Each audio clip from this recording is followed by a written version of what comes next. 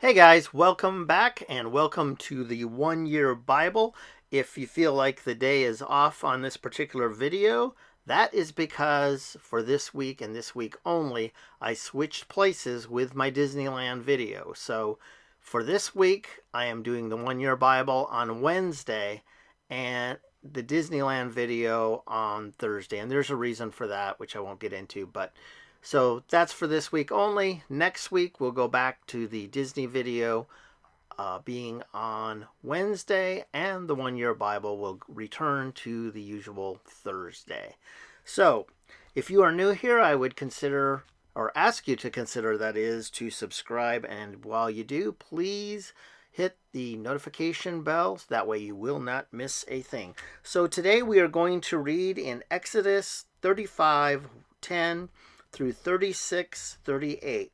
All who are skilled among you are to come and make everything the Lord has commanded: the tabernacle with its tent and its covering, clasps, frames, crossbars, posts, and bases, the ark with its poles and the atonement cover and the curtain that shields it, the table with its poles and all its articles, and the bread of the presence, the lampstand that is for light with its accessories, lamps and oil for the light, the altar of incense with its poles, the anointing oil and the fragrant incense, the curtain for the doorway at the entrance to the tabernacle, the altar of burnt offering with its bronze grating, its poles, and all its utensils, the bronze basin with its stand, the curtains of the courtyard with its posts and bases, and the curtain for the entrance to the courtyard,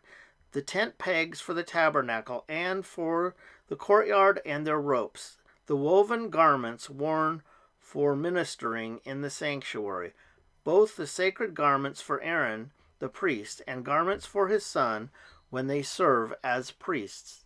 Then the whole Israelite community withdrew from Moses' presence, and everyone who was willing and whose heart moved them came and brought an offering to the Lord for the work on the tent of meeting, for all its service, and for the sacred garments. All who were willing, men and women alike, came and brought gold jewelry of all kinds, brooches, earrings, rings, and ornaments. They all presented their gold as a wave offering to the Lord. Everyone who had blue, purple, or scarlet yarn, or fine linen or goat hair, ram skins dyed red, or the other durable leather brought them. Those presenting an offering of silver or bronze brought it as an offering to the Lord, and everyone who had acacia wood for any part of the work brought it.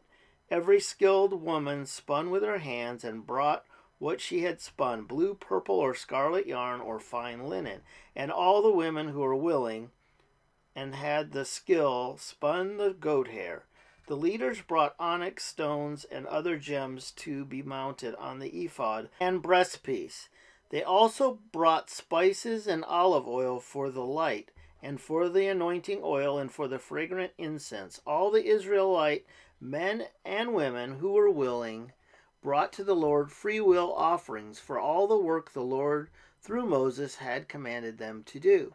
Then Moses said to the Israelites, "See, the Lord has chosen Bezalel, son of Uri, the son of Hur, of the tribe of Judah, and he has filled him with the Spirit of God, with wisdom, with understanding, with knowledge, and with all kinds of skills, to make artistic designs for work in gold, silver, and bronze, to cut and set stones, to work in wood, and to engage in all kinds of artistic crafts. And he has given both him and Ohorlib, son of Ahishmach, of the tribe of Dan, the ability to teach others. He has filled them with the skill to do all the kinds of work as engravers, designers, embroiderers, in blue, purple, and scarlet yarn, and fine linen, and weavers. All of them skilled workers and designers. So Bezalel, Oliab, and every skilled person to whom the Lord has given skill and ability to know how to carry out all the work of the constructing all the work of constructing the sanctuary are to do the work just as the Lord has commanded. Then Moses summoned Bezalel and Oliab and every skilled person to whom the Lord has given ability who is willing to come and do the work. They received from Moses all the offerings the Israelites had brought to carry out the work of constructing the sanctuary, and the people continued to bring freewill offerings morning after morning. So all the skilled workers who were doing all the work on the sanctuary left what they were doing and said to Moses, "The people are bringing more than enough for doing the work the Lord commanded to be done." Then Moses gave an order, and they sent this word throughout the camp: "No man or woman is to make anything else as an offering for the sanctuary." And so the people were restrained from bringing more, because what they already had was more than enough to do all the work. All those who were skilled among the workers made the tabernacle with 10 curtains of finely twisted linen and blue, purple, and scarlet yarn, with cherubim woven into them by expert hands. All the curtains were the same size, 28 cubits long and 4 cubits wide. They joined 5 of the curtains together and did the same with the other 5. Then they made loops of blue material along the edge of the end curtain in one set, and the same was done with the end curtain in the other set. They also made 50 loops on one curtain and 50 loops on the end curtain of the other set, with the loops opposite each other. Then they made 50 gold clasps and used them to fasten the 2 sets of curtains together, so that the tabernacle was a unit. They made curtains of goat hair for the tent over the tabernacle, 11 altogether. All 11 curtains were the same size, 30 cubits long and 4 cubits wide. They joined 5 of the curtains into one set and the other 6 into another set. Then they made 50 loops along the edge of the end curtain in one set, and also along the edge of the end curtain in the other set. They made 50 bronze clasps to fasten the tent together as a unit. Then they made for the tent a covering of ram skins dyed red, and over that covering of the other durable leather. They made upright frames of acacia wood for the tabernacle. Each frame was 10 cubits long and a cubit and a half wide, with 2 projections set parallel to each other. They made all the frames of the tabernacle in this way. They made 20 frames for the south side of the tabernacle and made 40 silver bases to go under them, 2 bases for each frame, 1 under each projection. For the other side, the north side of the tabernacle, they made 20 frames and 40 silver bases, 2 under each frame. They made 6 frames for the far end, that is the west end of the tabernacle, and 2 frames were made for the corners of the tabernacle at the far end. At these 2 corners the frames were double from the bottom all the way to the top and fitted into a single ring. Both were made alike. So there were 8 frames and 16 silver bases, 2 under each frame. They also made crossbars of acacia wood, 5 for the frames on one side of the tabernacle, 5 for those on the other side, and 5 for the frames on the west at the far end of the tabernacle. They made the center crossbar so that it extended from end to end at the middle of the frames. They overlaid the frames with gold and made gold rings to hold the crossbars. They also overlaid the crossbars with gold. They made the curtain of blue, purple, and scarlet yarn and finely twisted linen with cherubim woven into it by a skilled worker. They made 4 posts of acacia wood for it and overlaid them with gold. They made gold hooks for them and cast their 4 silver bases. For the entrance to the tent, they made a curtain of blue, purple, and scarlet yarn and finely twisted linen. the work of an embroiderer, and they made 5 posts with hooks for them. They overlaid the tops of the posts their and their bands with gold, and made them 5 bases of bronze. Now we're going to read Matthew 27:32 through 66. As they were going out, they met a man from Cyrene named Simon, and they forced him to carry the cross. They came to a place called Golgotha, which means the place of the skull. They were offering Jesus wine to drink mixed with gall, but after tasting it, he refused to drink it. When they had crucified him, they divided up his clothes by casting lots, and sitting down, they kept watch over him there. Above his head they placed the written charge against him: "This is Jesus, King of the Jews." 2 rebels were crucified with him, one on his right and one on his left. Those who passed by hurled insults at him, shaking their heads and saying, "You who are going to destroy the temple and build it in 3 days, save yourself. Come down from the cross if you are the Son of God."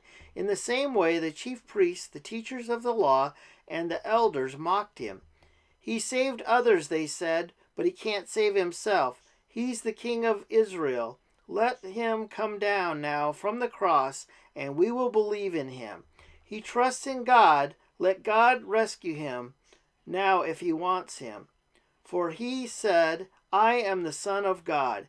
In the same way, the rebels were crucified with him also, heaped insults on him. From noon until 3 in the afternoon, darkness came over all the land.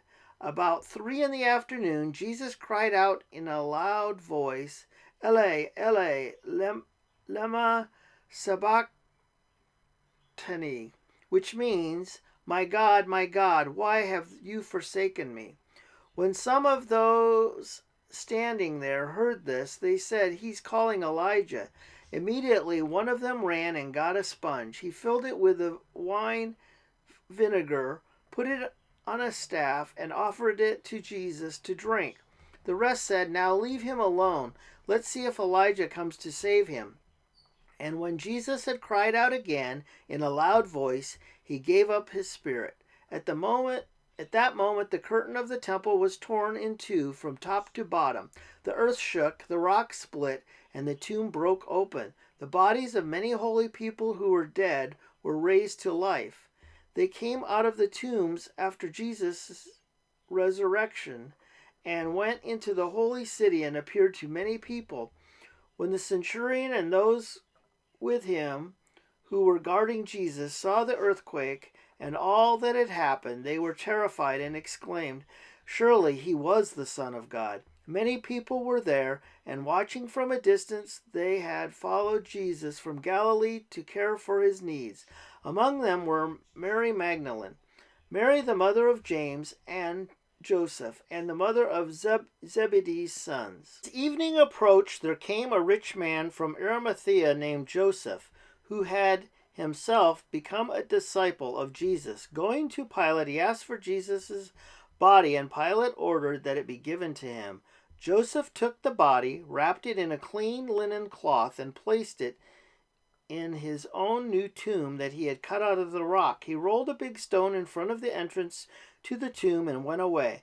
Mary Magdalene and the other Mary were sitting there opposite the tomb.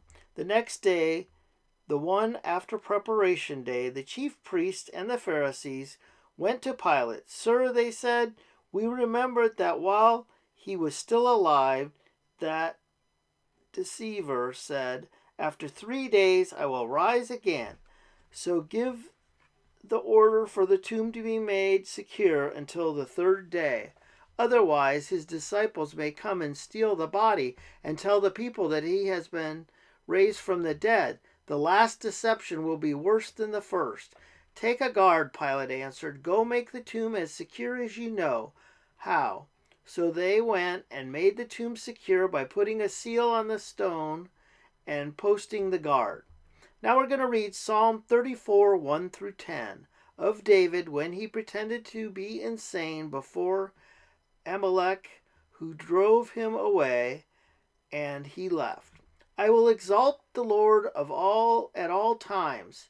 His praise will always be on my lips. I will glory in the Lord. Let the afflicted hear and rejoice. Glorify the Lord with me. Let us exalt his name together. I sought the Lord, and he answered me. He delivered me from all my fears. Those who look to him are radiant. Their faces are never covered with shame. This poor man called, and the Lord heard him. He saved him out of all of his troubles. The angel of the Lord encamps around those who fear him, and he delivers them. Taste and see that the Lord is good. Blessed is the one who takes refuge in him. Fear the Lord, you his holy people, for those who fear him lack nothing. The lions may grow weak and hungry, but those who seek the Lord lack no good thing. Now we're going to read Proverbs 9, 7 through 8.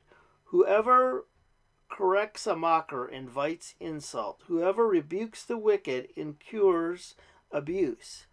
Do not rebuke mockers, or they will hate you. Rebuke the wise, and they will love you. So that's going to do it for this week in the 1 Year Bible. I hope that you join us next Thursday, and that will be next Thursday, not next Wednesday.